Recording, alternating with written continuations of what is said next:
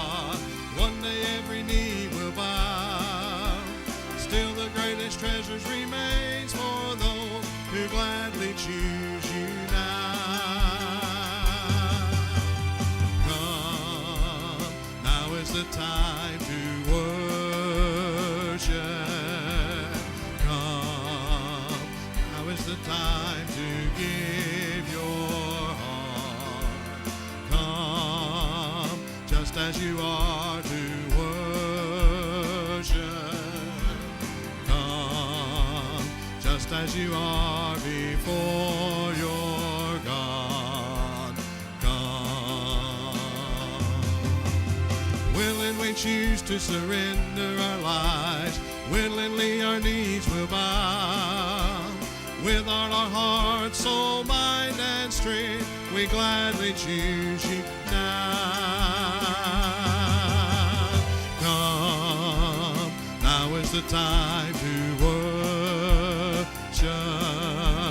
Come, now is the time to give your heart. Come, just as you are to worship. Come, just as you are before your God. Come.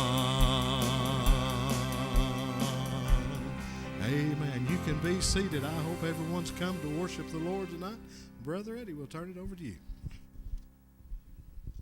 We didn't do something this morning. Kelly, stand up. Kelly's had a birthday. Her birthday present's sitting out in the parking lot. She got a new car. We need to sing happy birthday to Kelly. And it's her 18th birthday. Happy birthday to you. Happy birthday to you. Happy birthday, God bless you. Happy birthday to you. Congratulations, Kelly. Let me share just a few announcements with you. Good to see everybody here tonight. We've got a special guest with us tonight. Brother Steve Millsaps has come. He's going to be sharing. And I'm looking forward. I've been sitting here watching a lot of his pictures that he's been going through. And it's been very, very interesting. Just sit here and watch what he's let run as people were coming in. But looking forward to hearing about his trip and also hearing his testimony, what God has done through this. And Steve's mama is sitting back there. Did you move? Oh, there you are. Stand up. Stand up. Good to have you with us tonight. Is Sammy Nell back there? Sammy Nell, good to have you here too. But it's good to have everybody here tonight. We've got some guests with us. Let me make just a few announcements real quickly. Remember, if you're going on the Opry Mills and the General Jackson Showboat trip, money needs to be in today. And also, this coming Thursday at 1 o'clock, our senior adults will be going to the Captain's Galley up in Danbridge to eat, and that's a good trip if you've never been up there before. And there's a lot of announcements in your bulletin. Make time to read all those, okay? Continue to remember Kenny Evans. Kenny's still in the hospital. Remember Patsy, and also continue to remember the family of Alice Howell. Her service will be 7 o'clock Tuesday night here at the church and be receiving friends from 5 to 7, okay? Any other announcements? Anybody have anything? Yeah, remember, I talked to Russ a few minutes ago. He wanted to make sure we videoed this tonight. He was so looking forward to hearing Steve, so we're going to video it tonight and so Russ can watch it. Yeah, we prayed for Becca this morning. Let's remember Becca, remember Patsy. Anybody else have an announcement, anything? Well, it's good to see everybody here tonight. Let's have a prayer, and then we're going to fellowship one with another and take up our offering, and then we're going to just turn it over to Steve tonight, okay? Father, thank you for letting us be here tonight. We just pray you bless this time of our coming together tonight. Thank you for our guests that are with us. And Father, we just lift up all those needs that are on our prayer warrior tonight. Especially, I pray you'd be with Melissa and her family tonight. Father, touch Kenny as he's still in the hospital. And Father, just be with Becca and Andrew as they leave this weekend, and just all the needs, Father, that we've brought before you. We just pray now you'd be with us. Touch Steve tonight. Father, help him to share with us his testimony tonight as he takes us through this experience he had along the Appalachian Trail. Thank you for all the prayers that were lifted up for him as he made this long journey. And Father, just be with us tonight. Bless this time of fellowship. In Jesus' name we pray. Amen. Ship one with another.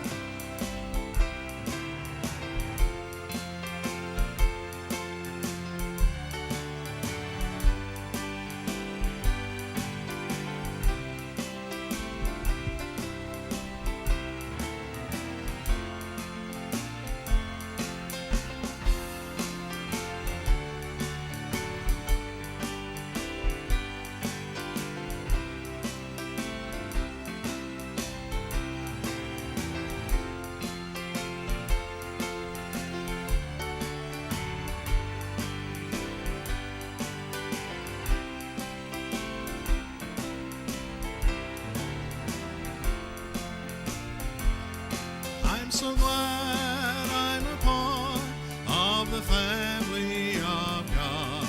I've been washed in the fountain, cleansed by His blood. Joy as together, travel this song. For I'm part of the family of God. Amen.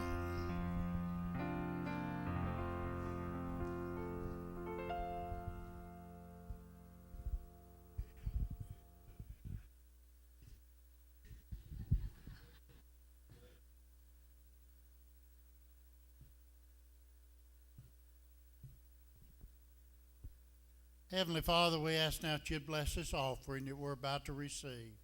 Father, we thank you for everyone who's going to bring an offering, or thank you for those who are going to bring the tithe into your storehouse tonight. Father, bless the gift and the giver tonight. And thank you for this month that we've had to give to Tennessee Baptist Children's Home, each one who gave to that. Now, Father, just bless us tonight. And again, I lift up Steve to you. In Jesus' name we pray. Amen.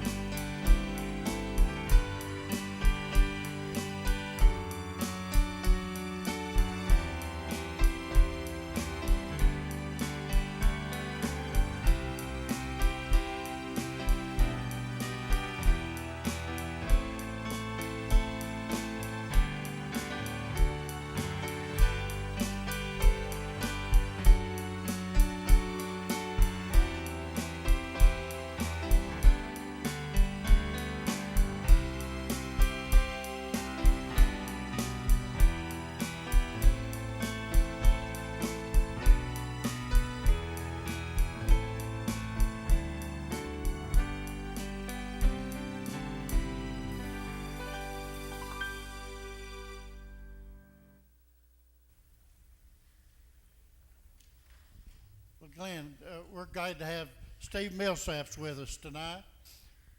How many of you went to school when Steve was principal out at school? Stand up. How many of you went to school? Yeah, you got a few. I didn't know if anybody'd come if you were the principal. I know, yeah. And It's I know all right, we've I've got got some several here that stories worked too. with Steve. Those that worked with Steve, stand up. I know we got several that worked. Yeah. Boy, that's good. Yeah. I didn't know they thought that much of you, Steve. They're just tickled to see me in church, I guess. But it's good to have Steve was the principal at North City High School for a long, long time. And he recently hiked the Appalachian Trail. I think it took him, he tell us, 150-something days, 60-something days. A lot of people prayed for him. We kept up with him on Facebook. Bobby would always tell me where he was and who he was hiking in memory of or in honor of, and see some pictures. And he went to some places I always thought I might like to hike it, but after seeing some of the places he went to, I just don't think I'd want to do it. But Steve, it's good to have you. You Thank come you. and share with us. Thank you. You've got to ever how much time you need, buddy. Now, Junior, did you hear what he just said? He said, I have as much time as I need. Where's Junior? Back there watching the back door. See, he told me, he said, now, Steve, remember, Baptists get sleepy after 30 minutes. I actually thought it was, look, but if you'll come up here and if you see somebody sleeping, we'll let these snakes go. I always like to start with this just so I can say I've started my messages in Baptist churches with Bob Marley. So I'll come back to this in just a second because it really is the basis for my message. But I'm going to do something else just real quick because typically I don't have enough time to do this because this takes probably 10 or more minutes. But these are the ones that I hiked in honor or memory of. Bobby being one, and I know there are others here. I was on the trail about 158 days, and when I got finished, I counted up the number of those that I had the privilege to hike in honor and memory of, and it was over 160. So it was amazing that it was almost identical to the number of days that I was on the trail. One thing that I will say, kind of leading up to this, and I spoke Wednesday night in Notchie Creek Baptist Church, and my connection with that church was my great uncle had attended there probably back in the 70s, and at one time someone said he had jumped out the window during a revival. And there were people there who remembered my Uncle Frank Bright. Well, tonight, I can't tell about an uncle jumping out of a window of a church, but I will tell a little story that happened at North Middle School. I was in my office and I had an open door policy. And one morning this little boy came running to the office. And when he got to the office, I asked him, I said, what is going on? And I called him by name, but he was out of breath. And he got down on his knees and said, just give me a minute. And then just in a few moments later, one of the teaching assistants ran to my office, Miss Bobby Click. And she said, just a minute, I'll tell you what's going on. So after a few moments, we finally figured out, but she was running down there. Do you remember that? All right, I hope so, or at least lie right now since I'm telling it up here. This is as close as they would let me get to the pulpit. You know, they sang a song that night about not knowing what tomorrow brings, and we really don't know what tomorrow will bring. When I was the assistant principal at Loudon High School, I applied for the principal's job, but I didn't get the job. And I actually thought about getting out of education at that point in time, and that was after being in education for 17 years. But instead, I went to North Middle School and I became principal. And so I kept thinking, and after having a wonderful experience there, I actually had an opportunity then to go to Lenore City High School and spent 10 years there. So a lot of times when I would not bring a teacher back or something, I would always tell them, I would hope that in a year's time, maybe you reflect back on this and say, you know, God had a different plan. This particular, in 2014, in the spring, I got divorced. I had 10 years in Lenore City High School and 32 years in the state. I had applied for the director of schools position but didn't get that.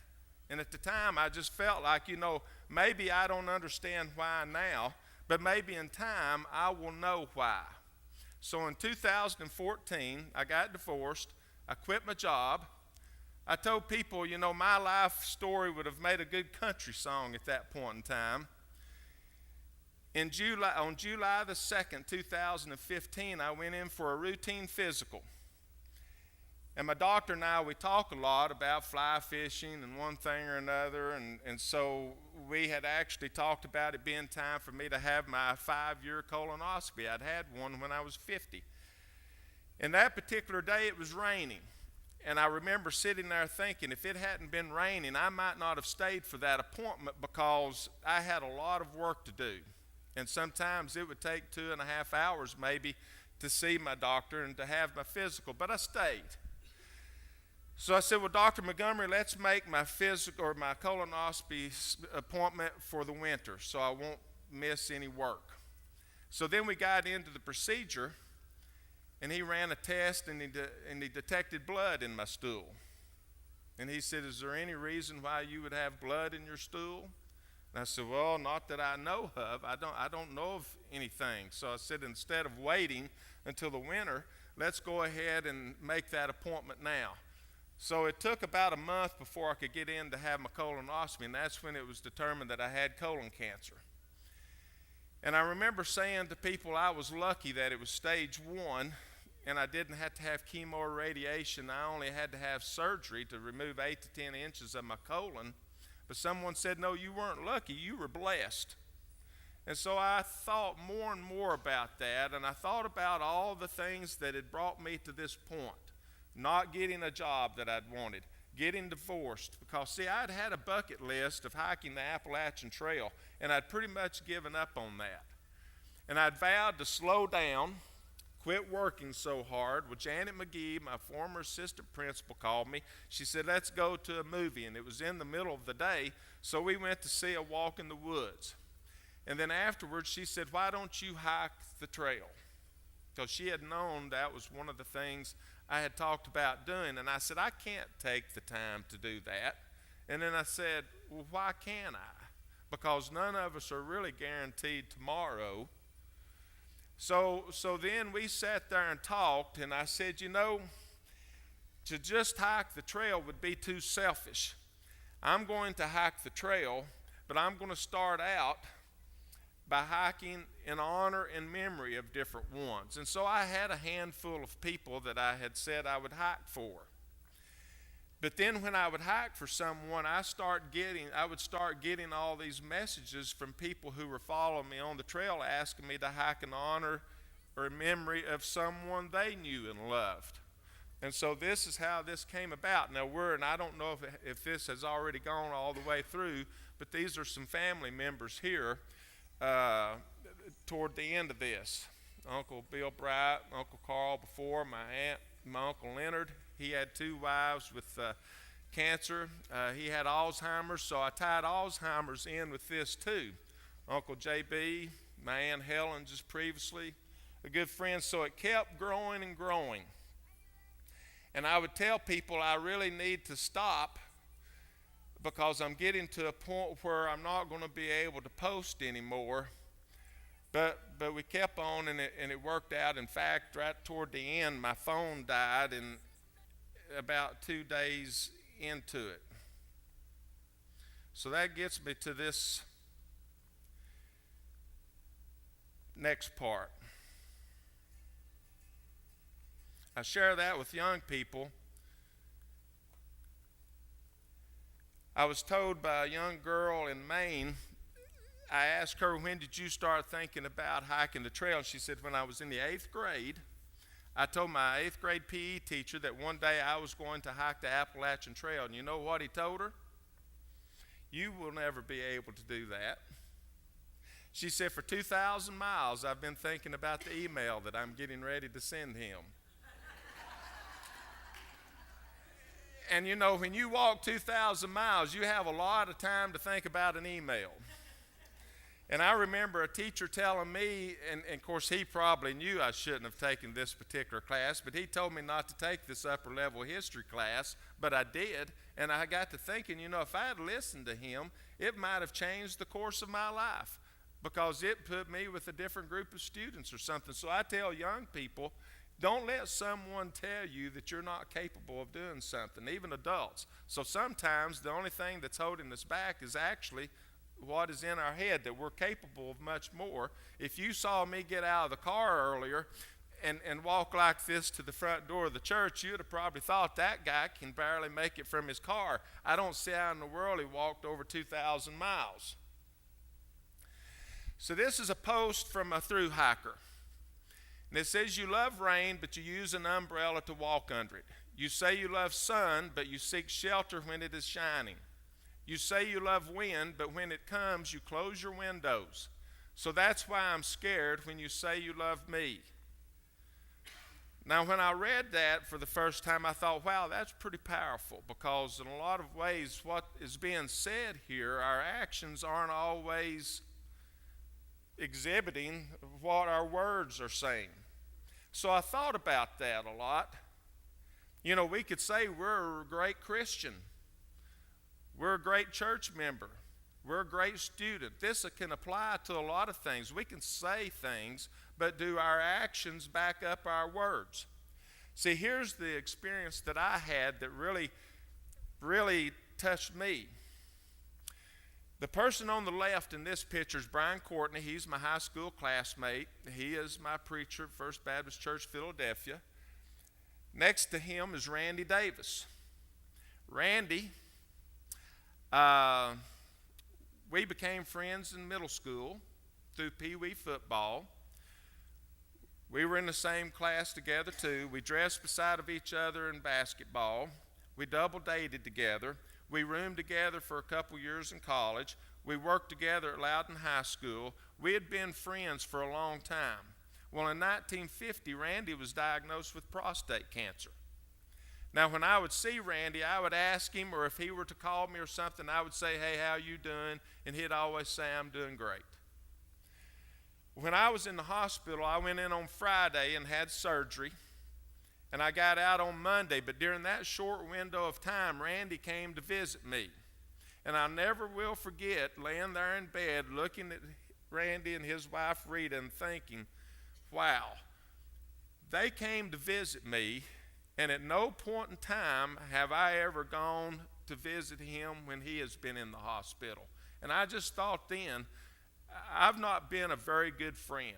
Now, I might have said I was a good friend, but my actions certainly didn't back that up. So one thing I'd said to myself then, from this day forward, I am going to strive to be a better friend. Now, the person beside of Randy is Coach Watson. And Coach Watson was the one that asked me to come back and to be his assistant basketball coach, and he was responsible for getting me into education. And then myself. This is just a few days before my hike. Now, all four of us have had some form of cancer. Brian, melanoma. Randy, prostate. Coach Watson has had some bone cancer issues. And then myself, colon cancer. So I thought, I'm going to be a better friend. So that's why I started hiking for people. The first day was for Coach Watson. The second day was for Randy, and the third day was a student that I had that graduated my last year's principal, Patrick Mosier. Patrick had missed a year of school practically, but came back and stuck with it and graduated.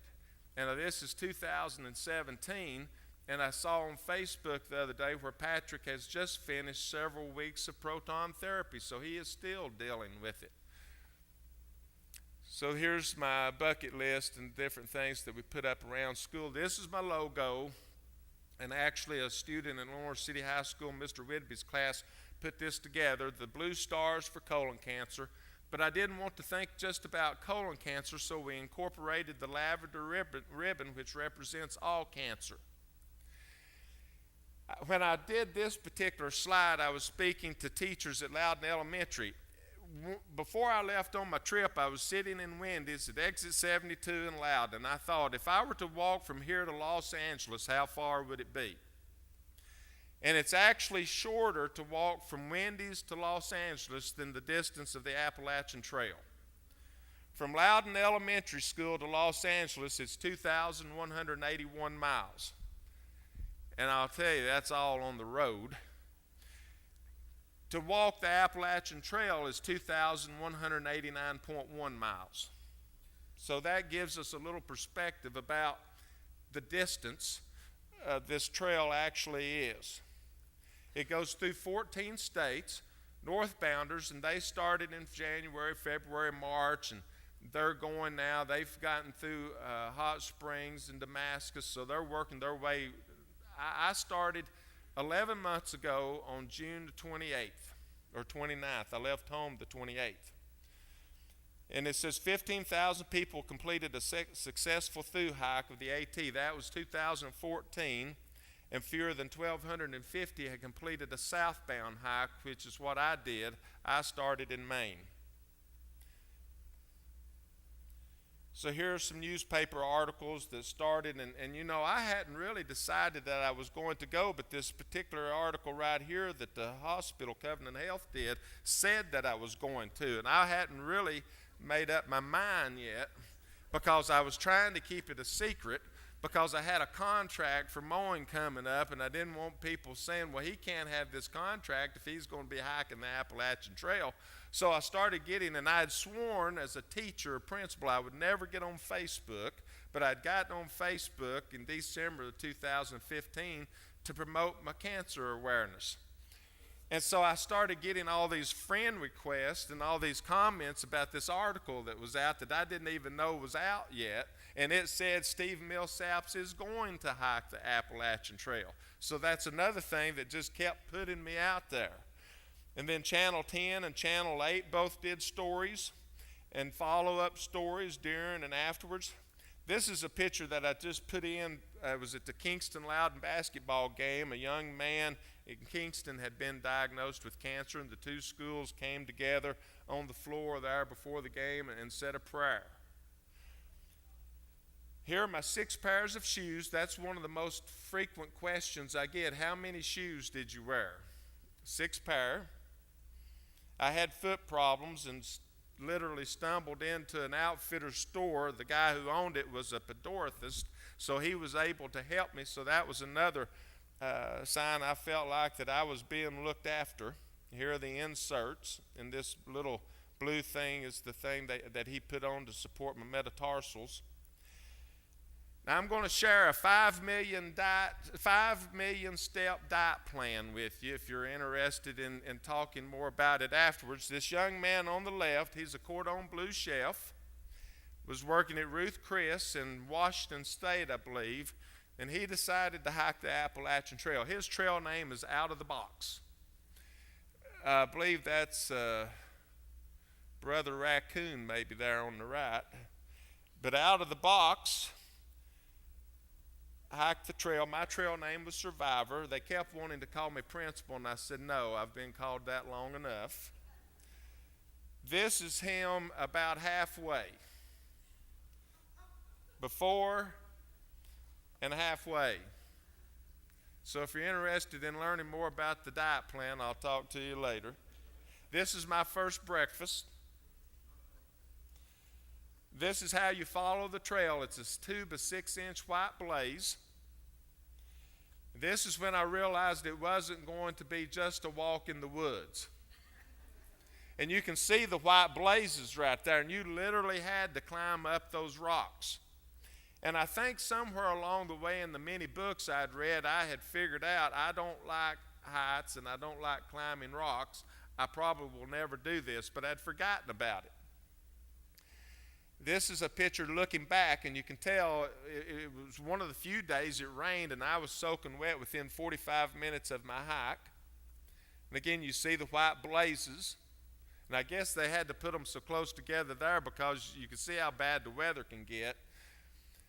So that's where I literally started my hike now, and that's where most people finish, on the top of Mount Katahdin, which is the most difficult 5 miles or the most difficult climb on the trail, and that was my first day.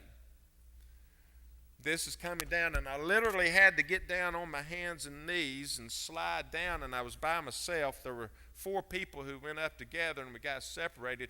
The 2 boys that were in that picture, I think they lasted one of them lasted 3 days, and he quit. But here's what happens, and these are the shorts I started wearing, and I'd probably worn them about 1,000 miles, but this is what happens when you slide down rocks too many times on your rear end. I was in a grocery store in Pennsylvania, and I felt a cool breeze. Now, I wasn't wearing underwear, and that's when the 5th graders at Brown Elementary all went, ooh. And I'd actually cut the liner out of these. So that's why you don't necessarily want to walk or slide down the rocks too often. Now, this is the next day, about 13 miles away, looking back at Mount Katahdin. This is just one of my favorite pictures in the 100-mile wilderness because you can see 4 white blazes, and that's the trail going through. This is a line that you could attach your pack to help get across this particular stream, but the streams were all low because the snowpack was low the previous year. This picture is one that I like because the elevation marker up there just made me think of a cross. And I actually walked on up there. The trail didn't keep going up that way, and I didn't realize it. And you can see the stack of stones down here about the middle of the left side. That helps mark the trail in a lot of places where there are no trees big enough to actually put a 2 by 6-inch mark. But I finally figured out and backtracked and found the trail again. This is a picture of roots and rocks is how they describe the trail in Maine and New Hampshire. That's trail. That's not just a washed out gully. And in Maine, they take great pride in up and over and not doing switchbacks. So you just start out and you go up the mountain. This is a spot that I got to in the middle of the day. And I'll show you what happened just as soon as I got there.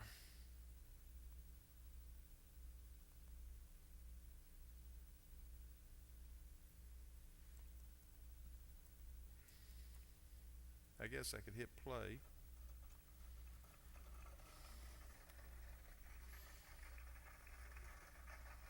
So fortunately, and you can see the white blaze back there on that tree, and it soon filled up. The shelter soon filled up. There was probably room for about 8 people. And like I said, it was about 2 o'clock, 2:30 in the day, and I thought there's no way I can stop now and stay here in the shelter with all of these guys for the rest of the evening. On that particular day, I was hiking for Doris Cooper, too, who's been battling brain cancer. And I said, there's no way that I'm stopping today with a hailstorm. So I kept going. And then soon after I left the shelter, it rained probably for 30 minutes, and I just stood there. But then once I got up on top of the mountain, it was beautiful because it was after the rain. Another video, people asked, did you see any bears? And I said, no, but I did see this moose just as I had crossed from Maine into New Hampshire. And I was able to stand there and watch her, and was able to tell to some of the other hikers coming that there was a moose along the trail, and if you would be quiet, I'm sure you'd be able to see one. I didn't see any bears. I saw a lot of snakes. So I saw a lot of beavers in a pond one night, and I saw let's see if this is the time lapse. This is this is a 15-minute time lapse picture that I took up on top of one of the mountains. And it's a ridgeline trail, so you're literally on top of the mountains most of the way.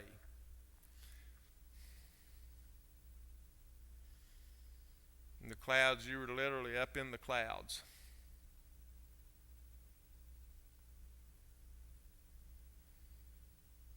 Now, while I'm showing videos, I'll go back to this. One of the things I became interested in when I first started and reached my first small town were the churches. And so I put together a little video here of the churches.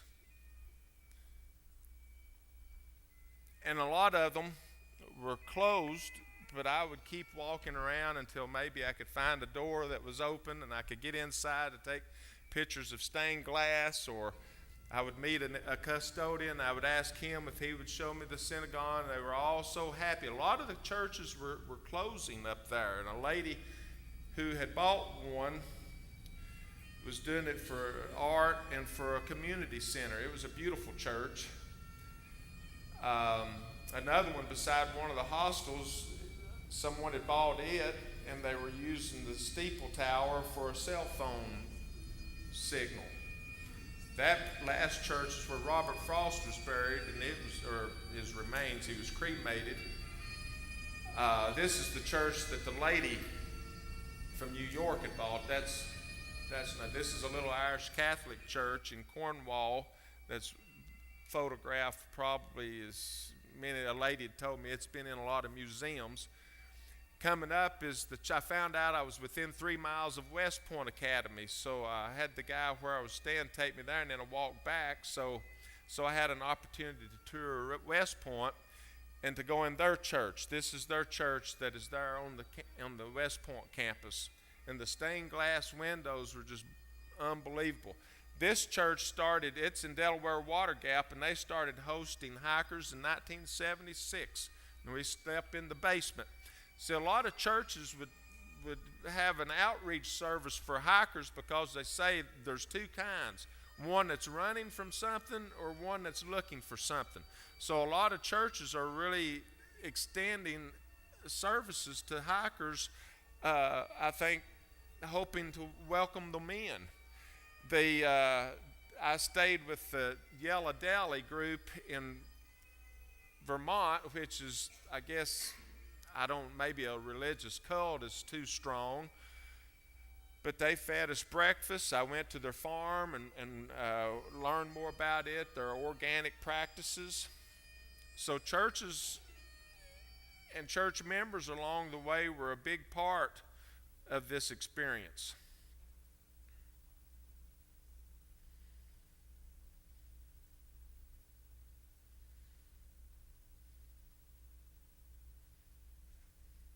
I get into some more pictures here of trail.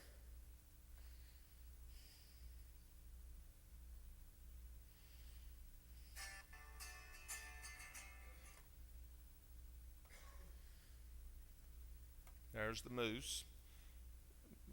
Now, someone before the service asked me, was there much thievery? This is in a hostel, and this is my backup charger I carried for my phone. And the honey bun was probably in the greatest danger because it's about 560 calories. I probably saw more giving of food and water and different things and help than I saw of taking. There was one story of a tent being stolen way up in Maine. But all in all, the neat thing about the trail was the people. And you could interact with each other, and you didn't know what background one came from. You were just interested in accomplishing the same goal, which was refreshing in a lot of ways. This is a picture of an app that I used on my phone. This blue dot is actually my location. This is a shelter that I'm coming up on. And then water supply points. Water started getting in short supply as early as Massachusetts coming south. And of course, we were threatened with fires and things. Again, this is a trail shot. That's up on top of Moosalok Mountain. Trail communication, hornet's nest up the hill. Again, you can see the white blazes there. That's the trail. So it wasn't always a smooth trail. Just over the tree line, you can see the skyline of New York City. And it was a little hazy. There were places, and I enjoyed this, you literally walk through a cornfield. This is in Shenandoah National Park. More trail shots. You start to see the fire, the haze and smoke from the fires now in a lot of the pictures. A bridge crossing. I taught geometry, so I like this picture because of all the geometric figures The only one I really don't see is a circle. This is kind of neat, and you see the blaze. This is a McAfee knob, one of the most photographed places on the trail. My brother told my mother that I was actually fastened there and couldn't fall. And you see the smoke in this picture. This is getting near Tennessee now. This is a young girl that I'd hiked for 13 years old in Kingston. And so that's an example of the post. And she had been diagnosed with Hodgkin's lymphoma. So then people would make comments. And one of the comments that really stood out, no one fights alone.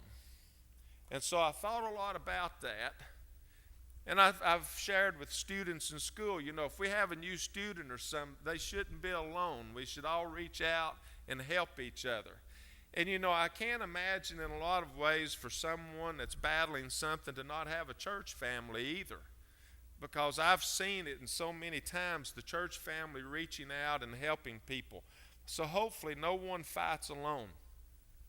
One of the things that I also realized on the hike is that I don't think we ever really accomplish anything alone either. And I had been blessed through my career. I had been the Tennessee State Basketball Coach of the Year, East Tennessee Coach of the Year, East Tennessee Principal of the Year, and I'd always been quick to say it's because of all of the wonderful people that I had around me, and that was true. So I thought after I hiked 2,189 miles, I will be able to say I accomplished this myself. But I realized along the way that I couldn't, because I had too many prayers, too many words of encouragement. There were too many trail angels, too many people supporting us for me to be able to say, I did this. So it just came to me that I don't think we're able to say that about anything unless maybe we're really arrogant and we think that we can accomplish things alone. Now this particular picture, Greeno, who's from New York, and he got his trail name, he wore a lot of green. I was taking a selfie. And we were talking about, boy, this is going to make a fun story. Well, I'd already replaced these shorts with a big pair of black shorts. I looked like MC Hammer, if you ever remember him. I'd lost so much weight. Well, I thought I put my phone back in my pocket. When I got out of the back of this pickup truck, I saw the guy driving the truck limp over to the guy at the popcorn stand. We've just gotten out of the Shenandoah National Park. We've unloaded our gear. We're getting ready to take off. And then I reach down and I think, I don't have my phone. And boy, you think about a sinking feeling then. I've got maybe 3,000 pictures at that point in time. Wayne Miller kept telling me, you better back your phone up. And I don't think I had ever backed it up. I think it had itself. So I went to the popcorn stand and I said, you know the guy driving that truck? And he said, I know who he is. He once picked up our trash, but I can't think of his name. And I thought, well, he was leaving Ace Hardware store when he picked us up. And I noticed in the back of his pickup truck what looked like a new yellow-handled axe. And I said, maybe he just bought that axe. Will you take me back to the hardware store? So he said, well, I'm really busy. I can take you back there, but that's about all I can do. Now, Mr. King is an African American, and he looks to me that he's approaching about 50. So on the way back to the Ace Hardware store, I tell Mr. King, and when he's asked me my trail name, I tell him Survivor, and I tell him here's why I got the trail name Survivor. I've had colon cancer. So I'm telling people you need to have a colonoscopy. And I said, Mr. King, when you reach 50, you should have a colonoscopy because African Americans are more prone to having colon cancer than Caucasians. He said, I know it. And he said, I'll be 50 in a few months. And he said, all my friends keep telling me I should go to the doctor, but I don't like doctors. So he takes me to Ace Hardware, and he drops me off.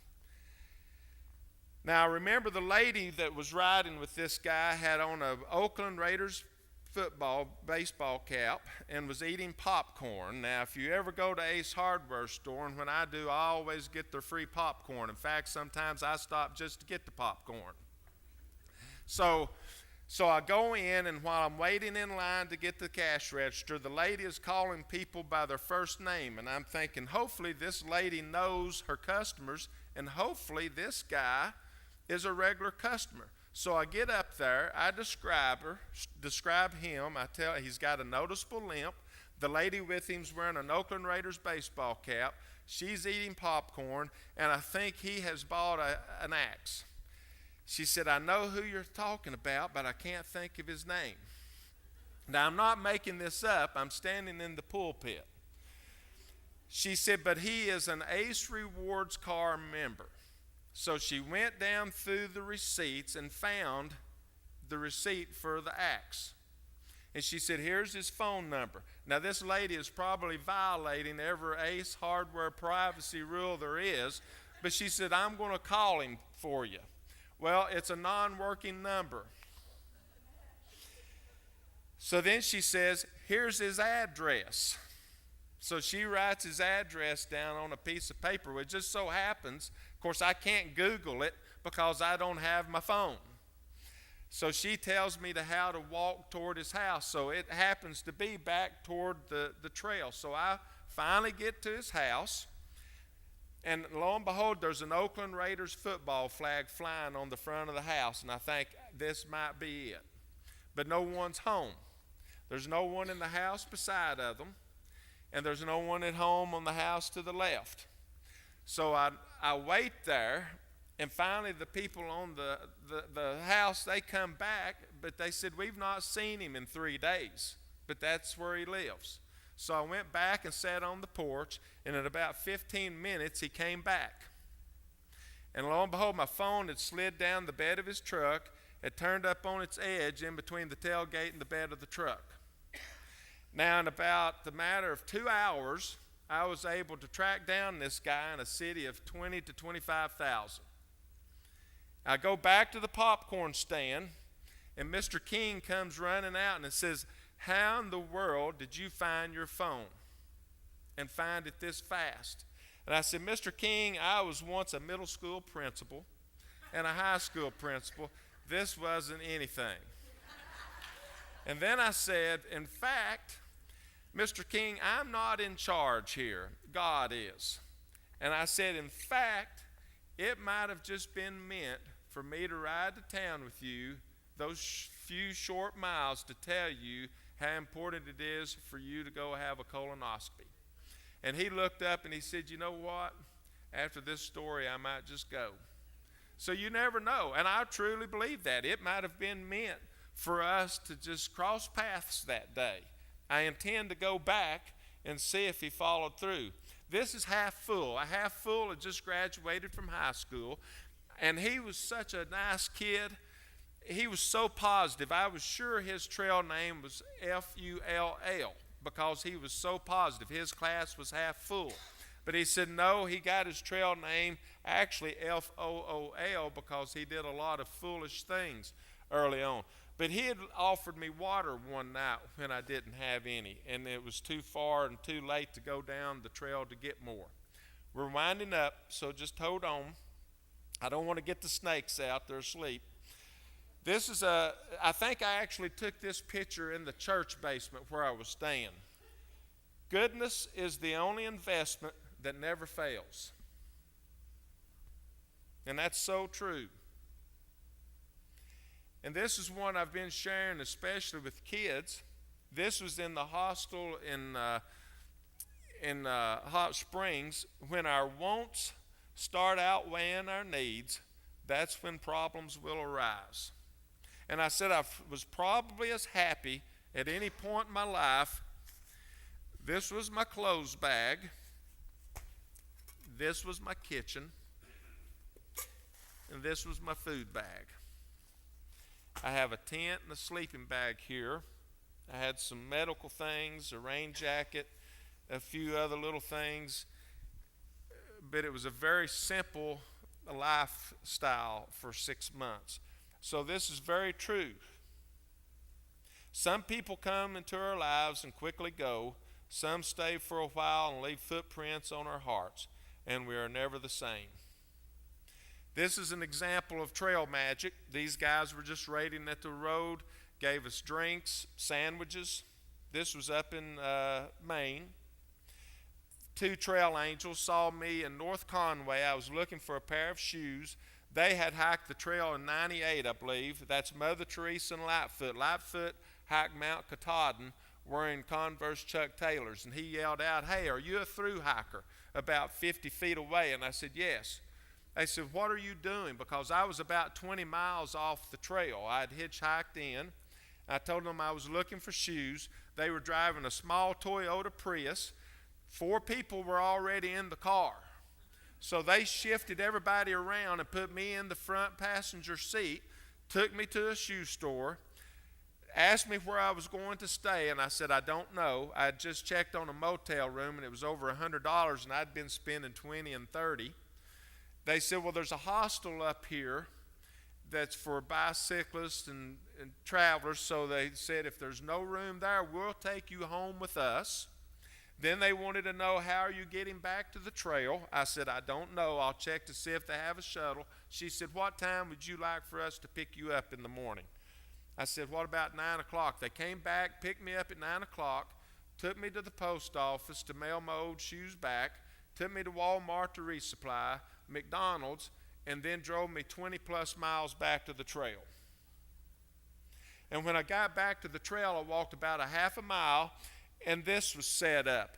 And these were parents of a girl who was hiking northbound.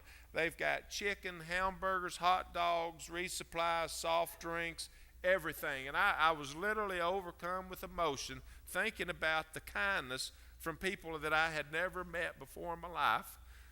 And I cried. This is another example of trail magic. You can see my water bottle stand there, but water was in such short supply, people would take gallons of jugs of water and set along the trail at road crossings so we would have water. Another trail angel that was waiting in Irwin, Tennessee on a back road for through hikers to come through. This is Moose and Greeno. He took us back to his apartment. We took a shower, and then he took us to the Golden Corral to eat a all-you-can-eat buffet. And then the next day, he dropped us off, picked us back up, took us to an all-you-can-eat Chinese buffet. Now, when I was in school and going to conferences and different things, I always wanted a private room. Well, this is an example of a hostel. This is actually the barn. And so you pay them $20, and they tell you go upstairs in what used to be the hayloft and find you a bed that doesn't have anything on it. So this is my bed right here. So I'm in there with about 20 more. This is the first hostel I stayed in. You know, people I'd never met before in my life, male, female. I had vowed to get outside my comfort zone a little bit. So it was in this first place that I thought, I feel like Andy and Barney visiting the Darlings up in the mountains and sleeping with them. So having the great friends that I do, Patty Cooper took this picture of the Darlings and took Barney out and put me in. Now, it might be a little hard to find in this picture, but this is me. It's one of my favorite pictures. And we had to hitchhike. Now, here's a scene of some photos. This truck's pulling up. You can see the hiker. We're about 17 miles from the trail here. And I believe this guy's going to stop. So now we've got 2 hikers, 3 hikers, 4 hikers and a dog. So before it was all over with, there was, I know, at least 4 hikers and a dog getting in the back of that pickup. I actually was about in a car wreck with a guy that picked me up in one town. It was the day Tennessee and Florida were playing, and I was trying to get to this place to watch the game, but that's another story. Trail, porcupine at night. And this is sort of the thing that I use to close up my message. This is my bathroom, if I'm lucky enough. Otherwise, it's a tree or you're holding on to a tree. So I'd ask students, and I'll ask you, we probably all visit the restroom before we leave home in the mornings. And I will ask, what does this bathroom have? And this is a nice one.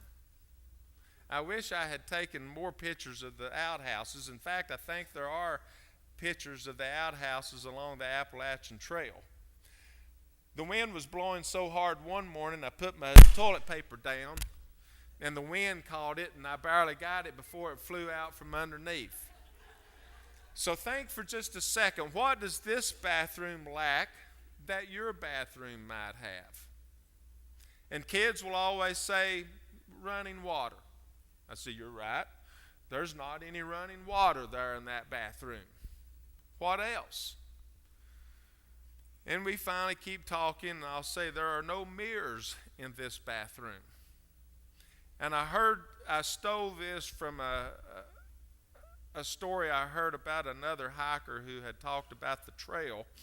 And she had said there are no mirrors along the trail. So you're not able to look in the mirror to see your reflection, to see how you look. Instead of looking in a mirror to see your reflection is what you see in the faces of those you encounter along the way.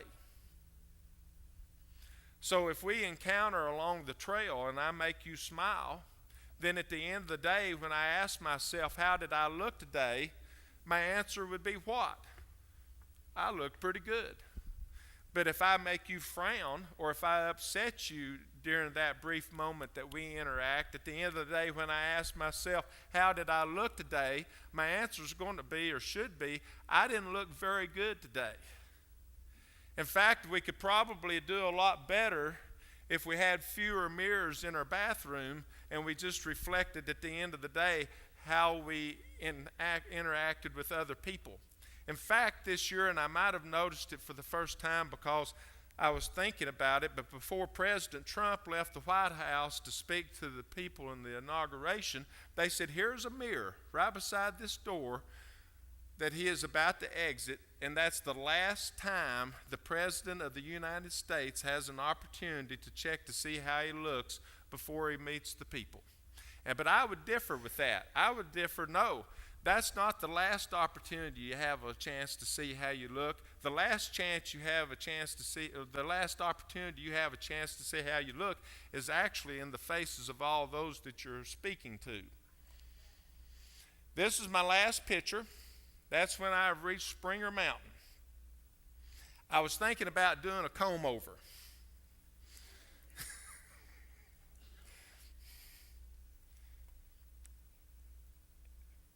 When I got to Hot Springs, Brian had been planning on meeting me to hike with me through the Smokies.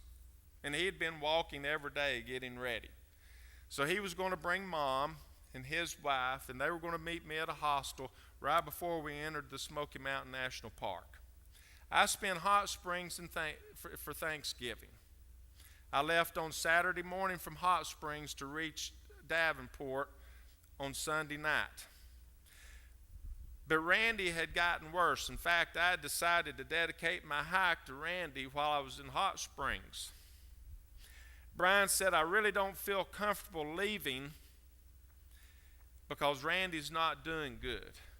And this is about the time the weather's looking really bad, too, for the upcoming week. In fact, they're predicting 60, 70-mile-an-hour winds, 2.5 inches of rain, and I thought the last thing I want to do is to be hiking with my preacher through the Smokies because he's not been out here for 5 months. I would rather just stay in this hostel, or I would rather really push it and get to Newfound Gap and go into Gatlinburg and wait it out. But he says, instead of me coming and hiking with you, why don't I come pick you up and we'll go to the hospital to see Randy? And I said, that sounds like a good plan.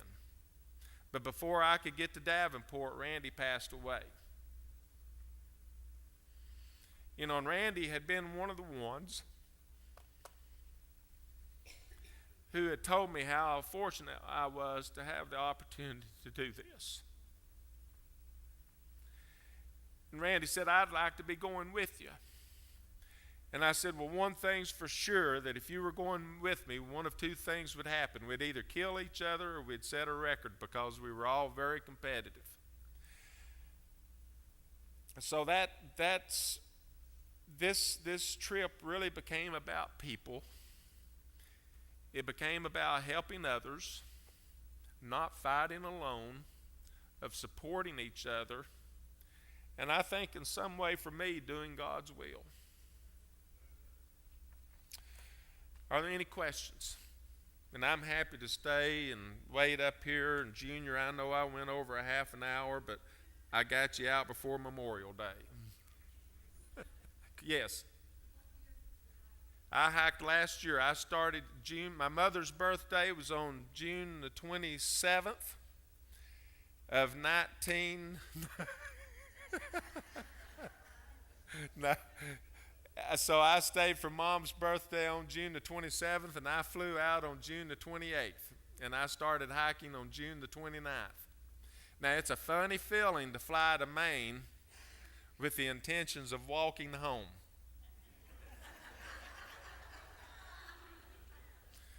And I thought, this just wasn't very smart. In fact, they say what you should do is to tell people that you're going to do this because you'll back out if you don't. So I was committed. I mean, I had 2 or 3 newspapers doing stories, TV stations doing stories. I couldn't quit for that sake alone. I'd ask a guy in Maine what kept you going. He said, if I'd quit, I would have hated myself. I'm too stubborn to quit. And see, I couldn't quit. I had made a comment during one of the interviews that people with cancer can't quit. I have a former student, 34 years old, just been diagnosed with pancreatic cancer, 2 small children. He can't quit.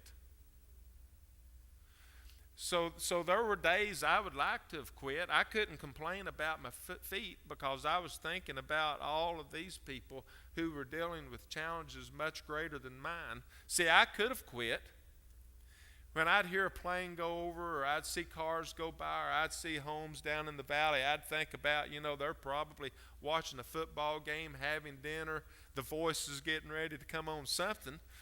Boy, I'd like to be doing that. But I knew I would hate myself if I stopped doing what I was doing. See, I could have gone home and life would have returned to normal. But they couldn't have stopped. Their life wouldn't return to normal if they had quit fighting. If the people that was with them had quit supporting them, their lives wouldn't have returned to normal. So quitting was never an option. I never thought about quitting. And they say, the first part, 20% maybe is physical. Once you figure out you can do it physical, the rest of it's mental, sticking with something. So I was on the trail, finished December the 6th. And I had to miss the Smokies because the fires on Monday started and the horrible storms. That was 6 months ago.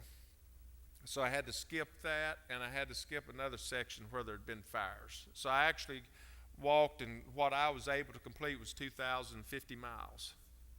Questions? Yeah, I think so. And maybe it was later, and I don't know if it was because it was so dry. I talked to other people who had seen bears, and I don't know if I had some Asian kids in Shenandoah. They stopped me and they said, hey, where do you think we could see a bear? And I said, be careful what you ask for.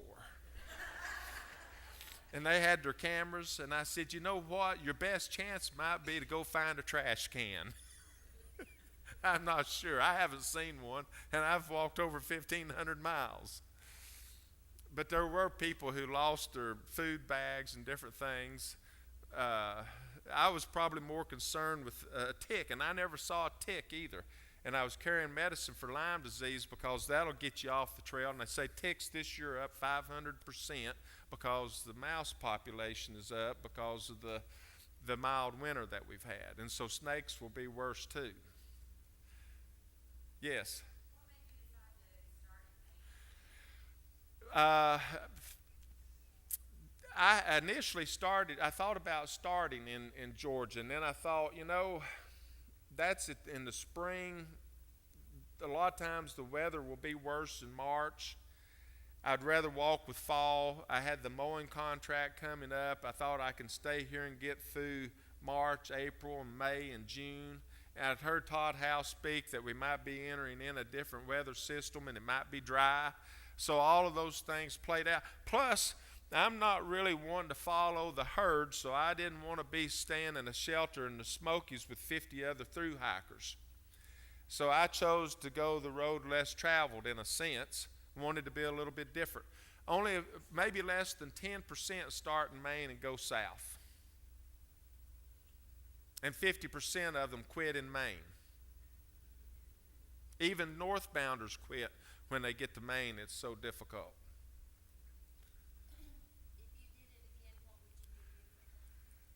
I might go northbound just to experience that. And they're encouraging people to start. See, there's 4,000 and 5,000 people starting this now. And the movie A Walk in the Woods is one of the reasons. But they say a walk north is more about camaraderie and a walk south is solitude.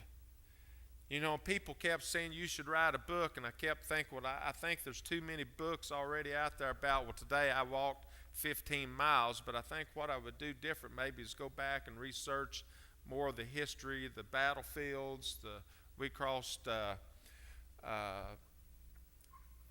lot of cemeteries. There's a lot of the people. I pulled this up today. I was thinking about this morning in church, and I can't. This is a marker where the most decorated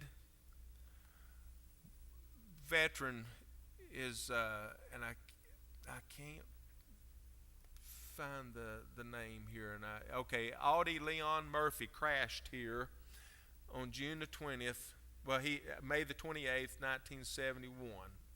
And you can see all around the flags, dog tags, and people would walk to this side. And this was just a short distance off the trail on top of a mountain where he had crashed.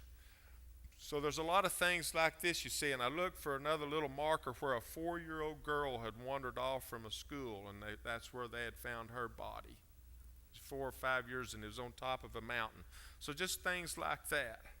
Were you in the shelter every night? Not every night. A lot of times in the shelters, there's about one every, I don't know if it's 8 miles, but sometimes I would walk farther or not be able to get one, so I would just find a level spot to pitch my tent. Early on, I would stay in my tent a lot by myself. And then later on, when the northbounders got through, I would stay in shelters more by myself. And then every 4 or 5 days, I would get to a town and stay in a hostel or a cheap motel. So I didn't have to sleep. There was one night that we got to, it was in the northbounders. There were a lot of them finishing. We were at this campsite, and there was a big group of Girl Scouts there, and they had all the tent sites. So we all piled into this double-decker shelter. Well, that particular night, they had a big pot of red beans and rice. And I thought, well, tonight I'm not going to have to cook. I'm eating a big helping of red beans and rice. Now, when it gets dark on the trail, you go to sleep, or I was. About 3:30 in the morning, my stomach was killing me. So I had to go to the outhouse, and I actually took a picture of the outhouse and said, this is what an outhouse looks like at 3:30 in the morning after you've had red beans and rice for dinner. So I didn't vary my diet anymore from that.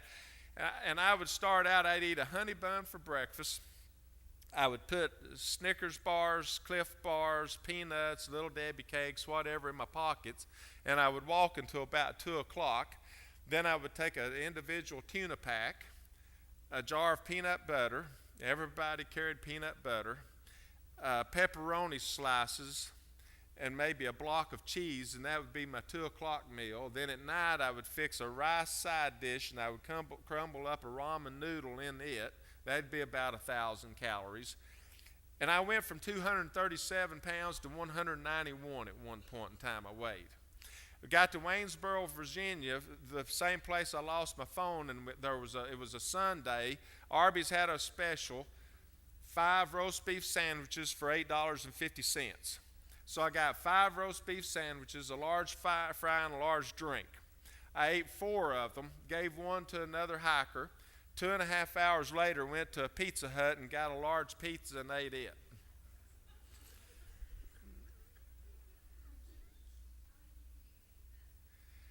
You know, that's a good question. And one of the things, and I actually saw a guy post something about it, wished he had taken more pictures of people. And these are people that I met just along the trail in hostels and towns. I would go into a restaurant, and sometimes if people found out I was hiking the trail, they would buy my meal. I would leave and go up to pay, and they'd say, "Your meal has already been taken care of." It was unbelievable, the kindness. And I asked some of them about the trail magic. Do you take this back to your community, or do you just keep going back and forth to the trail? Now, there's a song here. I kept posting lyrics of songs, and one of my friends said, "Why don't you use a Beatles song?" So I asked little Joe, what would be a good Beatles song? And he said, "With a little help from my friends." So I put, "With a little help from my friends." But now here's what an old principle that's still a little conscientious gets to thinking about. Now, if I show this video with the Beatles song, with "I Get High from a Little Help with My Friends," they're going to think I'm on drugs. And see, that was the big controversy about this song.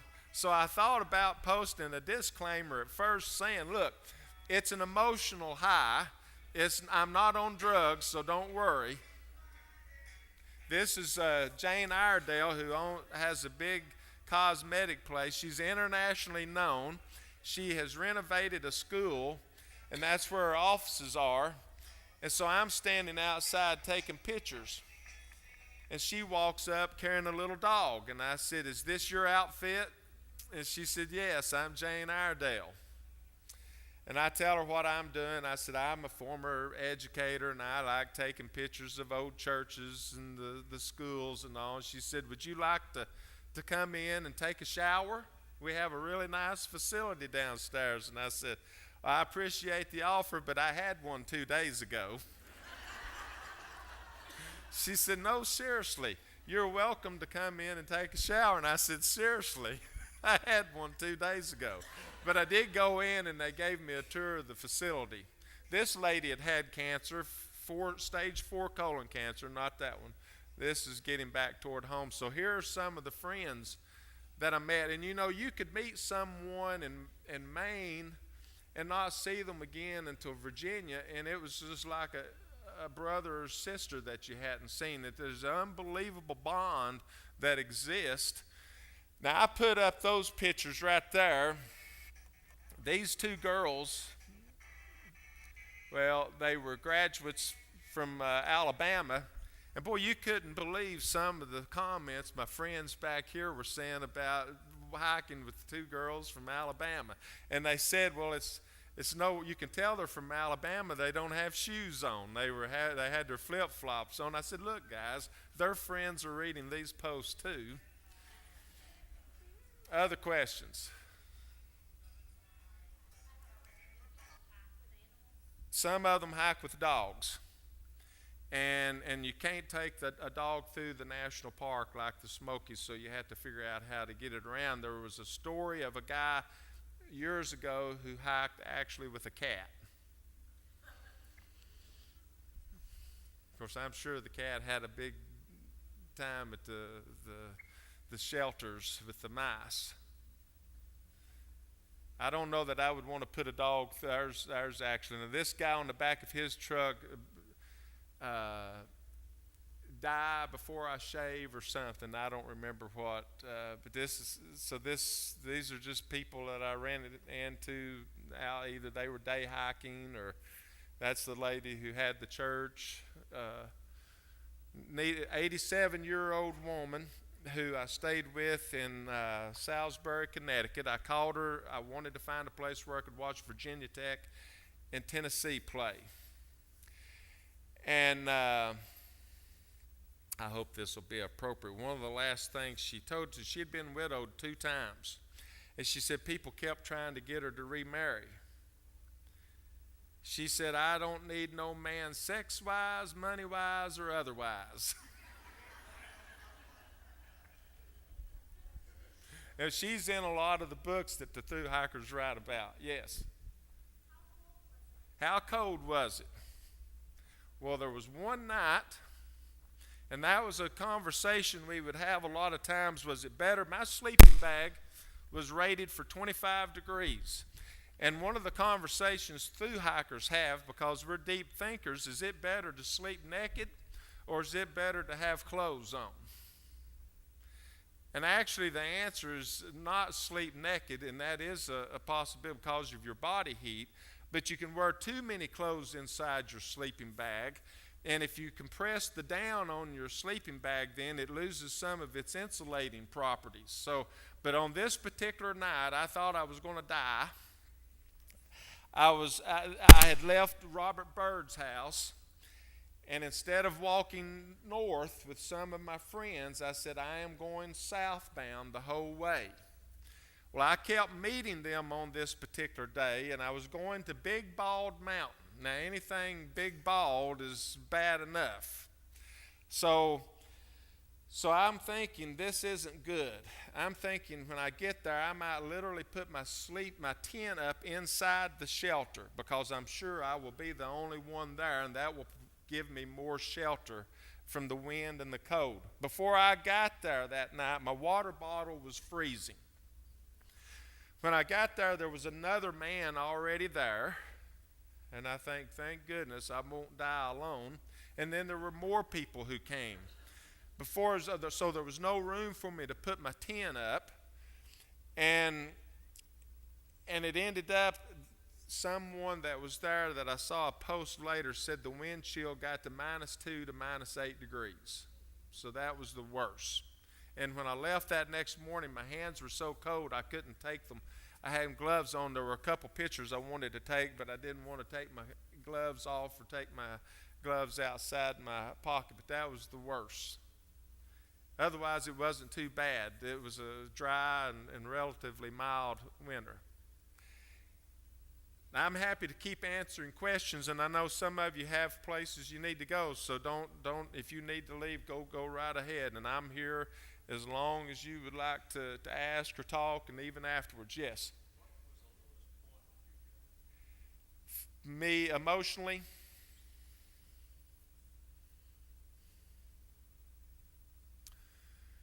You know, literally the lowest point along the trail is in Fort Montgomery, and you walk through a zoo, and that's where there's a bear cage, and that's the literal low point along the trail. My emotional low might have been one of two things. One, when you've gone 200 miles and you realize you have only gone 10% of the way, that you can't think about the whole trip. You have to break it down into small chunks. So when I thought about the whole trail, I got low. Another time, and I'll remember, I would try to call Mom in the morning and at night. And so when I would get to a high mountain, a lot of times I was able to get cell phone service. So I called Mom, and I remember talking to her, and Randy was doing really bad, and this was in Maine, and that was a real low. And on the first few days, and this applies, I think, in anything we do, there was a girl told me no matter how bad it is during a day, you can always find something good. And on this particular day, I can remember vividly, and Mom probably can too, because she said, maybe I shouldn't tell you these things because it upset me. And I said, no, I need to know. I looked out and I could see an eagle, a bald eagle flying. And I think I found, but so there were a lot of things along the trail. I would find out, about someone I'd hiked for that had passed away. Greg Munger comes to mind. So those were the types of things that I guess brought me down, because it really became less about me and it became so much more about others. Other questions? Yes. What was your feeling when you got 75% through to the trail and you was on the downhill? Well, you say, boy, you can do it, and you start thinking about, wow, someday I'm going to be able to say I have hiked the Appalachian Trail.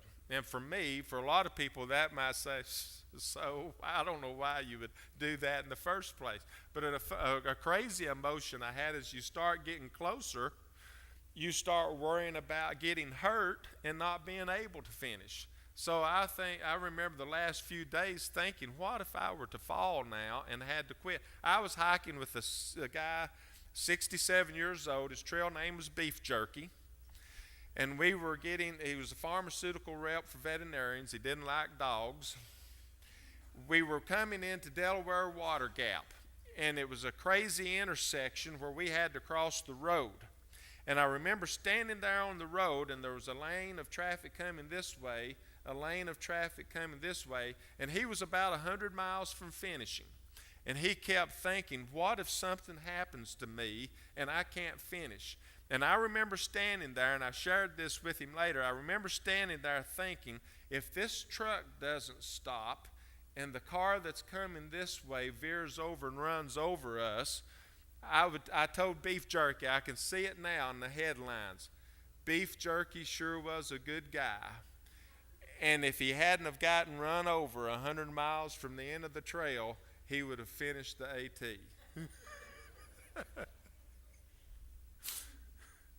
So you start thinking about that.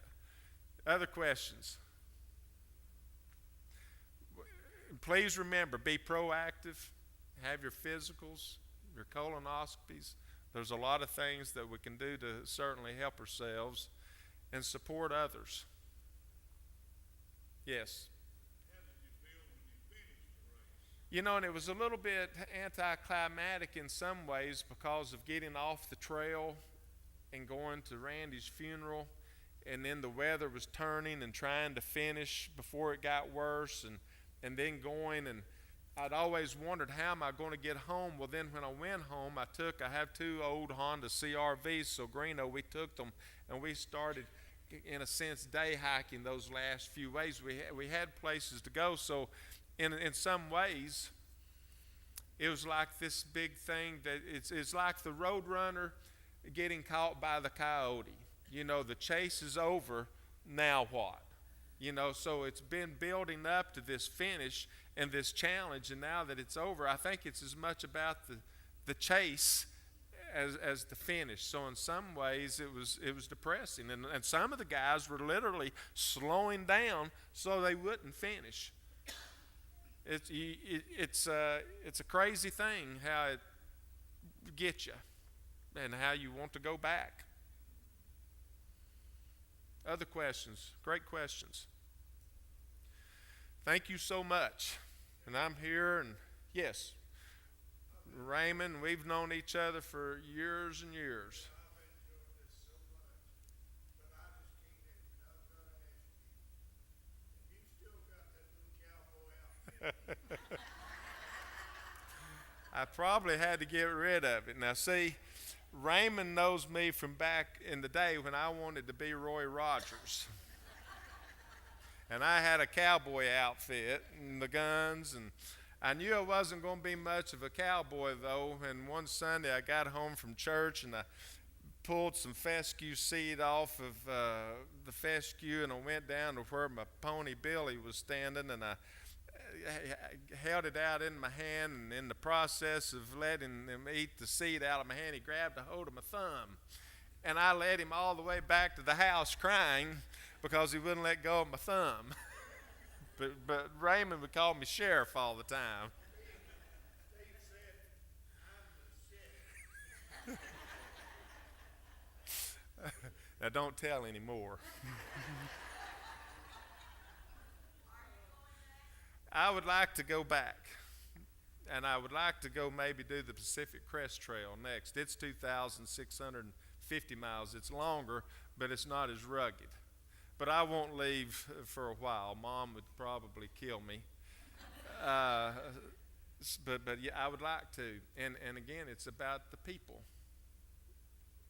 And it was so refreshing to strip away all this social stuff or this status. And again, you pare it down to this right here. And then you're just really interested in where's water, where's food, where's shelter. And you're all helping each other because you've all is chasing this common thing here of being able to complete this trail. Wouldn't it be refreshing if that's the way everything was? If it could just get down to those basic things of helping each other, of sharing. You know, there was a story about a hiker not having enough food for the next few days. And they were a little ways from being able to get another resupply. And they knew the hiker wouldn't take the food, so when he went to the privy, which was a little distance away from the shelter, the hikers who were there pulled together some food that they have and slipped it into his backpack. I can't tell you how many random acts of kindness like that occurred. Yeah. So that's why I would go back. It was because of the people. Other questions or comments? And I'll be around here finishing up. And it's great to see so many former students, people I've had the opportunity to work with. And I think that was one of the things that was touching too. There were a lot of people who were planning to come either hike with me, bring me food when I got to the Smokies. Of course, that all changed because of the weather and the fires, but that meant a lot to me to have had people who were willing to do that for me.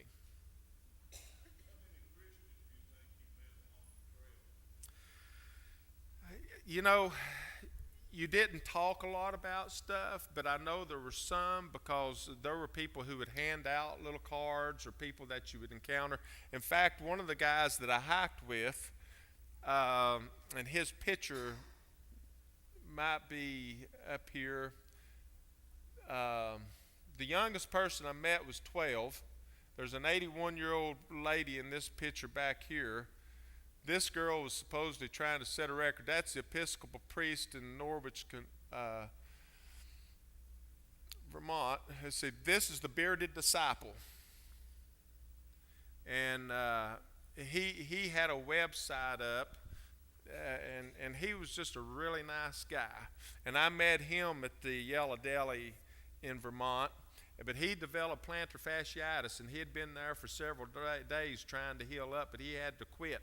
And so I actually sent out his Facebook page, and some of the people who were following me started following him. But he was certainly one that comes to mind.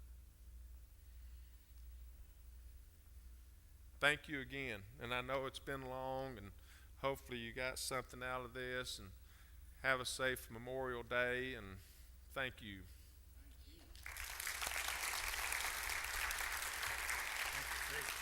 Appreciate it.